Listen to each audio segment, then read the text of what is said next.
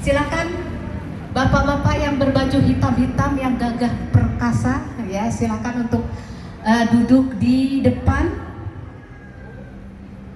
Insya Allah hari ini kita akan kedatangan Bapak calon wali kota Bogor, Bapak Deddy Rahim. Lagu Mandiri apa lagu anak Medan, lagu Margo Polo, apa lagi? Lagu Batak.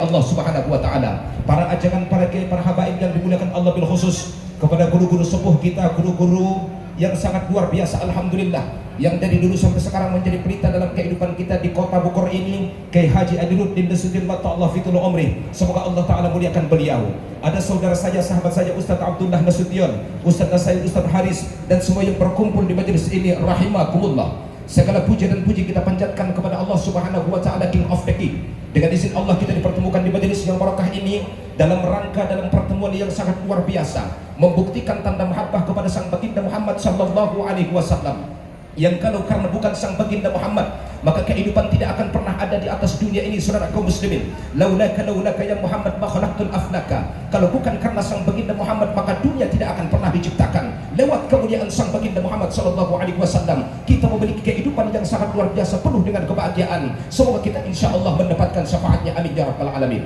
Salawat dan salam tercurah kepada sang junjungan alam Rasulullah sallallahu alaihi wasallam, Rasul yang tiada tandingan, tiada duanya. Beliau adalah khatamun nabiyyin, sayyidul mursalin wa sayyidul kaunaini. Bukan cuma agama yang telah memuji beliau, Al-Quran bicara tentang Muhammad sallallahu alaihi wasallam, innaka la'ala khuluqin azim. Beliau adalah sosok teladan yang sangat luar biasa, figur dalam kehidupan yang akan menyelamatkan kita. Tidak ada harapan dalam kehidupan, syafaat yang sangat kita inginkan kecuali syafaat sang baginda Muhammad sallallahu alaihi wasallam. Namun siapa yang paling banyak membacakan salawat kepada Rasul, maka salawat adalah merupakan satu-satunya undang-undang yang akan mengantarkan kita menuju syafaat Nabi sallallahu alaihi wasallam. Tanpa salawat maka cinta tidak akan terbukti di hadapan sang baginda Muhammad sallallahu alaihi wasallam. Saudara kaum muslimin dan muslimat rahimakumullah, kelahiran sang baginda Muhammad sallallahu alaihi wasallam ke atas dunia adalah figur terindah dalam kehidupan kita. Allah Subhanahu wa taala berfirman, laqad kana lakum fi rasulillahi uswatun hasanah. Kalimat laqad kana lakum, kalau kita bahas secara ilmu gramatika bahasa Arab, kalimat lam adalah mauti'atul qasam. Kalimat qad itu adalah ditahqiq, yang kita artikan demi sesungguhnya. Dalam diri baginda Rasulullah sallallahu alaihi wasallam adalah teladan terindah dalam kehidupan. Dakwah Muhammad dalam kehidupan mengajarkan kepada kita satu konsep yang sangat luar biasa, rahmatan lil alamin, kasih sayang yang diberikan kepada seluruh alam umat manusia, sehingga beliau dipuji bukan hanya dalam Islam. Dalam sebuah buku yang berjudul 100 tokoh dunia yang dikarang seorang ilmuwan Amerika yang bernama Michael Hart, Muhammad dikatakan bahwa Muhammad is the cleansing of good sultan of the saints. Muhammad adalah sosok yang sangat luar biasa, mampu memporak-porandakan jahiliyah sehingga kita mengenal agama Islam yang sangat luar biasa kita nikmati pada saat sekarang ini. Maka konsep dakwah Muhammad adalah rahmatan lil alamin yang diajarkan kepada manusia. Dulu saudara kaum muslimin, wanita tidak ada harga di tengah kehidupan. Dari dirinya Rasulullah, maka wanita menjadi sangat mulia di tengah kehidupan. Dulu saudara kaum muslimin, yang terjadi adalah hukum rimba, yang dimana hukum akan tumpul ke atas tajam ke bawah, terjadi hukum cincin dan hukum main mata. Namun dengan adanya sang baginda Muhammad, semua Allah Ta'ala muliakan kehadiran sang baginda Muhammad sallallahu alaihi wasallam.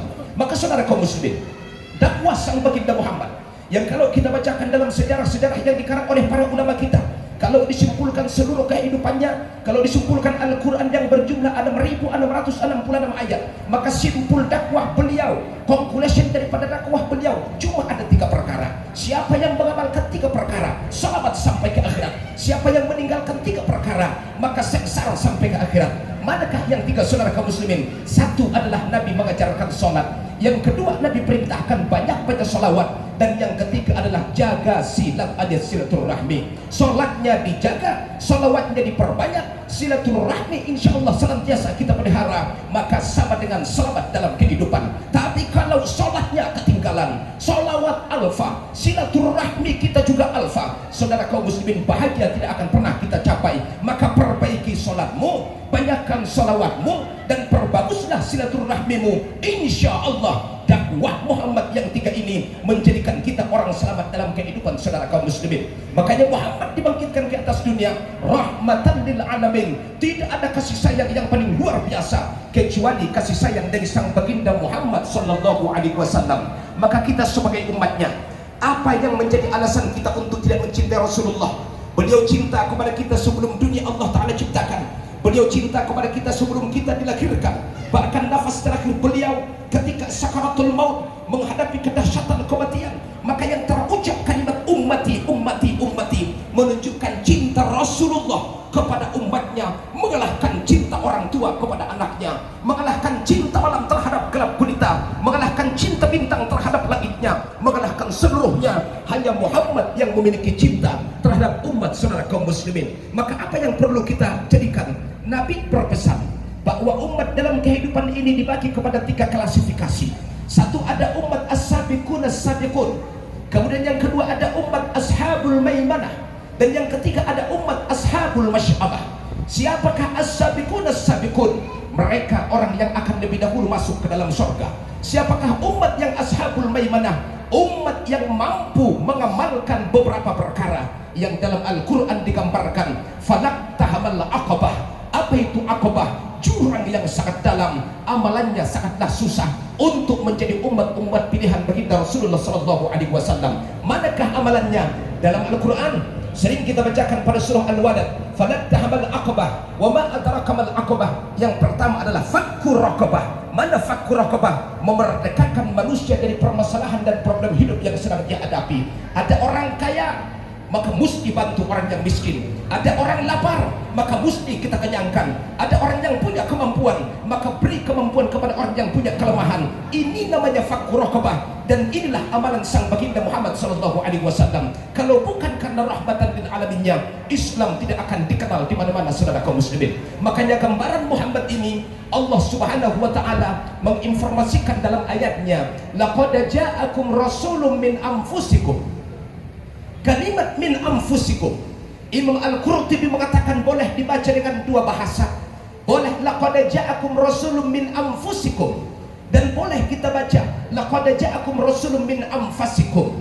Min anfusikum Muhammad golongan manusia, min anfasikum Muhammad manusia terbaik di antara kalian. Maka tidak ada yang mengalahkan Muhammad dalam hal apapun saudara kaum muslimin. Saya sampaikan kisah romansa sang baginda Muhammad sallallahu alaihi wasallam, figur teladan dalam kehidupan cinta.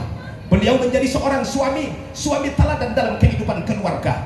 Beliau menjadi seorang sahabat sejati dalam kehidupan ini. Tidak ada sedikit pun cacat beliau.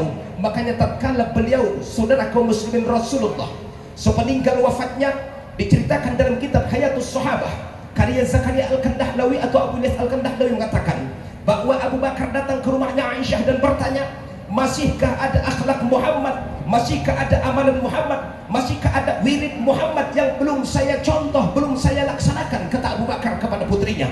Lalu kemudian berpikir Aisyah sejenak, ada duhai ayahanda satu lagi. Mana? Itu di ujung kota Madinah ada seorang nenek-nenek yang buta, nenek-nenek yang pikun, nenek-nenek yang lumpuh. Setiap hari Rasul memberikan makan kepada dia, disuapin. Tapi jawaban dari nenek yang lumpuh bukan cuma sekedar diam, tapi mulutnya dengan latah mengucapkan mencaci Muhammad. Dan dia katakan, hei orang yang menyuapi saya, tahukah anda si Muhammad itu siapa? Muhammad orang gila, jangan sampai anda ketemu dengan dia, sihirnya akan menembus jantung anda. Tapi Muhammad sedikit pun tidak pernah balas dendam kepada si nenek yang mencaci baginda Muhammad. Maka setelah wafatnya baginda Nabi, Abu Bakar datang menggantikan saudara kaum muslimin. Begitu disuapin, tangannya ditepis dan berkata, saya merasa bukan orang yang kemarin menyuapi saya. Maka siapakah anda sebenarnya? Abu Bakar mengatakan, orang yang memberikan suapan kepada kamu, yang mengenyangkan perut kamu, yang membebaskan kau dari problem kamu, itu Muhammad yang sering kau caci maki. Dan kemarin telah meninggalkan dunia, telah meninggalkan kita semua. Andaikan aku tahu itu adalah Muhammad, maka saya tidak akan pernah mencaci Muhammad. Dan sekarang saksikanlah, aku bersyahadat, bersaksi bahwa tiada Tuhan selain Allah, Rasul adalah kekasih Allah Subhanahu wa taala. Syahadat dengan akhlak sang baginda Muhammad sallallahu alaihi wasallam. Maka kalau pengen punya anak seperti Muhammad, yang mesti kita bangun pertama adalah ibda'an nafsik. Mulailah daripada diri kita, karena seorang anak yang soleh dilahirkan dari keluarga yang soleh. Seorang anak yang luar biasa dilahirkan dari ayah yang luar biasa. Kalau bapaknya Matt Tyson, ibunya Michael Jackson, biasanya lahir anaknya Afidson. Betul. Jadi saudara kaum muslimin, tidak seperti membalikkan tangan di atas meja, tidak seperti simsalabim bin abrakadabra, butuh perjalanan yang sangat panjang, proses yang sangat matang, karena kelahiran sang baginda Muhammad telah dirancangkan oleh Allah, sehingga lahirlah sosok sang baginda yang sangat luar biasa. Ucapan kepada beliau satu syair yang diungkapkan Hasan Al-Thabit, wa ahsanu minka lam tara qattu 'ainun wa ajmalu minka lam talid an-nisa'u khuliqta mubarra'an min kulli 'aibin ka'annaka qad khuliqta kama tasha'u. Kalau Anda ingin kenal Muhammad, wa ahsanu minka lam tara qattu 'ainun, ketampanan yang dimiliki Muhammad, setiap mata manusia tidak pernah melihat seperti tampannya Muhammad. Wa ajmalu minka lam talid an-nisa, pesona yang dimiliki Muhammad, elegannya beliau, setiap wanita tidak pernah melahirkan seperti Muhammad. Khuliqta mubarra'an min kulli 'aibin, Muhammad diciptakan sedikit pun tidak memiliki cacat. Ka'annaka qad khuliqta kama tasha, seakan Muhammad diciptakan sebagaimana kehendaknya. Jadi anggota ada nomor pilihan bahasa Mandailing na nomor pini 2 tahun. Kari najolo ubo to pilihan na diaw, mau lomlom sa mau bontar, bontar sotik ning gude olo. Mau pendek sangat jangkung niya, terpinjang sotik ning gude. Karena Muhammad tingginya sumampai saudara kaum muslimin. Mau mancung ataupun mau pesek niya, mancung ning gude. Tapi problem saudara kaum muslimin, turun-temurun kita aja ditakdirkan menerima apa yang Allah Ta'ala berikan. Tapi sang baginda Muhammad manusia yang paling sempurna dalam segala aspek kehidupan. Makanya Muhammad ini takkan ada tandingan sampai kapanpun. Betul? Muhammad ini takkan ada duanya sampai kapanpun. Akhlaknya lah yang mendominasi, sehingga seolah Nabi Yusuf lebih tampan daripada beliau. Padahal dibanding Nabi Yusuf, Muhammad lebih tampan daripada Nabi Yusuf. Secuil dari ketampanan Muhammad, maka itu yang diberikan kepada umat manusia, termasuk kepada Nabi Yusuf alaihi salatu wassalam. Maka hikmah peringatan maulid Nabi, saudara kaum muslimin, apa yang menjadi hikmah? Saya sampaikan bahwa, dan ini kesimpulan dari kajian kita karena waktu sangat singkat, dalam kitab An-Nurul Mubin fi mahabbati sayyidil mursalin, karya Syekh Kiai Haji Hasim Asy'ari mengatakan, bukti seorang umat cinta kepada nabinya, maka mesti dimunculkan 7 perkara. Yang pertama adalah iktidaan, ikut dengan bagaimana hidupnya Nabi, bagaimana sholatnya Nabi, bagaimana cara bicara Nabi, bagaimana Nabi dalam keluarga, bagaimana Nabi dalam berinteraksi, bagaimana Nabi dalam bergaul. Beliau mesti kita jadikan sebagai figur dalam kehidupan. Satu. Kedua, kathratus sholawah, banyakkan sholawat kepada Muhammad, saudara kaum muslimin, seminimal-minimalnya, kata Imam Suyuti dalam kitab Nasaihul Ibad, orang kalau cinta kepada Muhammad minimal sehari semalam salawatnya 300 kali, saudara kaum muslimin. Yang ketiga, kathratus syauq alaihi, kerinduan yang dahsyat kepada sang baginda Muhammad, lebih kita rindukan daripada orang tua kita. Keempat, cinta kepada yatim, sayang kepada miskin, hormat kepada para ulama. Ini bukti mencontoh sang baginda Muhammad sallallahu alaihi wasallam. Kalau mampu, saudara kaum muslimin, benarlah cinta kita. Tapi kalau tak mampu, cintamu dibumbui dan dibungkus oleh kebohongan. Tu'sil ilaha wa anta tadhhar hubbahu fahadha lil qiyasi badi'un law kana hubbak sadiqan la ata'tahu innal muhib liman yuhab muti'un. Dalam kitab Ihya Ulumuddin karya Abu Hamid Muhammad bin Muhammad Al-Ghazali, kau maksiat kepada Muhammad lalu kau katakan cinta kepada dia, ini adalah logika yang tidak masuk akal. Andaikan cintamu sebuah kebenaran, maka tidak akan ada kebohongan, karena orang yang mencintai pasti akan berani berkorban, saudara kaum muslimin. Maka apa alasan kita bercinta kepada Muhammad? Maka andaikan Muhammad, saudara kaum muslimin, saya katakan bahwa lau kanat najmatun takallamat, andaikan bintang bisa berbicara, la arsaltu alaihi wa ana uhibbu Muhammad, akan aku utus beberapa surat kepada bintang supaya dia berkata betapa aku mencintai sang Muhammad sallallahu alaihi wasallam. Imam Hasan Al-Basri mengatakan, ya Rasul, tidak mungkin kami duduk berdampingan denganmu. Kalau itu impossible, tidak mungkin, maka biarkan kami sebutir debu di bawah tumit kakimu. Semoga insya Allah cinta kita kepada Rasul, kelak kita dipertemukan, diberikan syafaat kepada kita berkumpul. Saya perkenalkan sambil menutup, nama saya M. Afandi Nasution Tangkis. Orang bilang kulitnya hitam manis, kesukaannya kangkung yang ditumis, jasmaninya bulu tangkis. Bertama sepak kota Bugis, di sana bertemu dengan orang Prancis, celana levis sedangkan hidungnya kembang kempis. Kalau saya dicari polisi, katakan saya sudahlah mati. Kalau saya dicari ayah Awaluddin, katakan saya sudah lama menanti. Kalaulah awan bertabur di atas kepala, biarkanlah turun hujan dengan lebatnya. Kalaulah angin sekencang-kencangnya, jangan tangisi ketika daun rontok dari rantingnya. Kalaulah senyummu tetap indah di mataku, maka biarkan aku tetap merindukanmu. Assalamualaikum warahmatullahi wabarakatuh. Waalaikumsalam warahmatullahi wabarakatuh. Ya Allah. Jazakumullah khairan Bapak Ustadz Mahlil Afandi LC. Terima kasih ceramahnya yang luar biasa sampai saya terpukau. Ya, speechless kalau bahasa. Speechless ya, luar biasa ya. Semoga apa-apa yang tadi beliau sampaikan bisa bermanfaat untuk kita semua dan semakin menambah keimanan